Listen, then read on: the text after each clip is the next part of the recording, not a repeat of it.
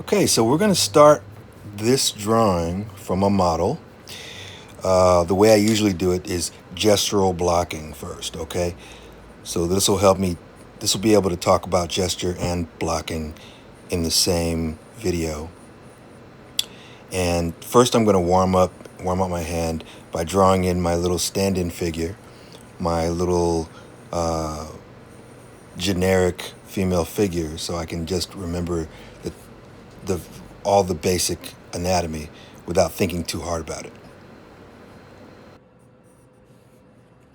So, starting here.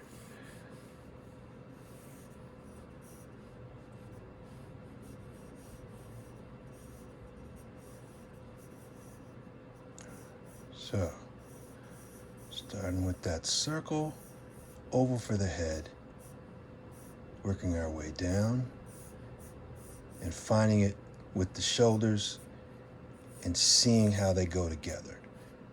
Where's an angle here? Head's tilted a little bit down at an angle. I'll put an eye line there, right? And then I'll put this to show me where the shoulders are. Either side of that shoulder line is going to tell me where the shoulders are going to fall. So, knowing that I'm working with a torso that has these two sides to it, I just have to figure out where those two sides fall. I put a plumb line down, right? The plumb line gives me this very nice, specific direction on the page for where to go in relation to the head. Anyway, so I can put down whatever shapes will kind of help me to define where those places are, like where the leg is ending and the foot is beginning, maybe where the foot is planted.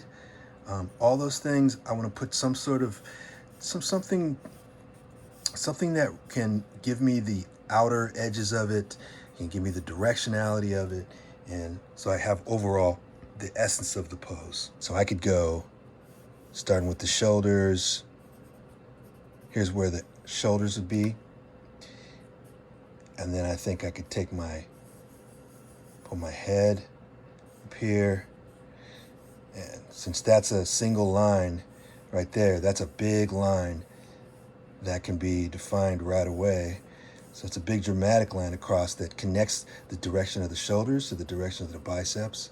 And so that might be the first thing I fall into after I define the head and the neck connection.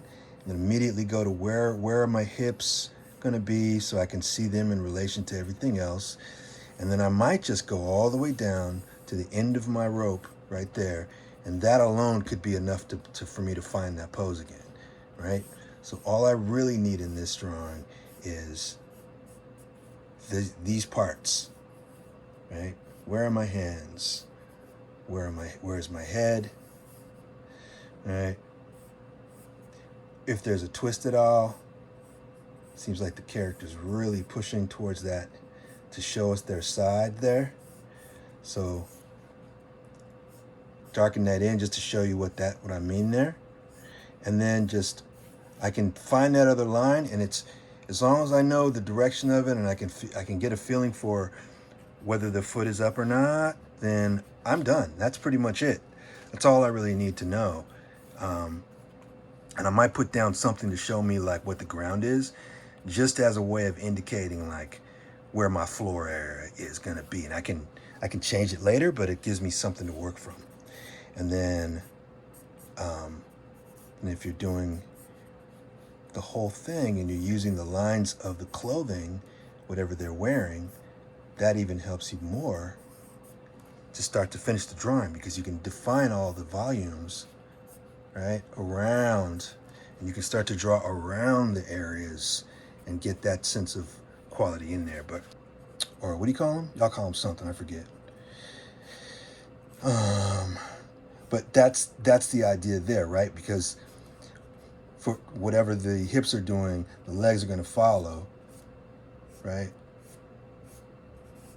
And then it all can kind of make sense in terms of it's starting to feel lively if you're really letting this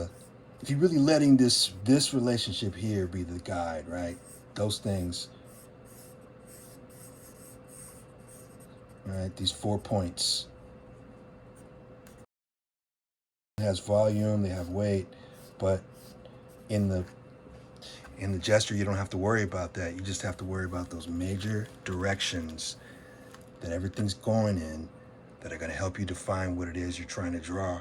I can go in here and create something completely, very much more on point to this model. I can start to think about all the, what goes into the belly, right? What goes into defining surfaces later on, okay?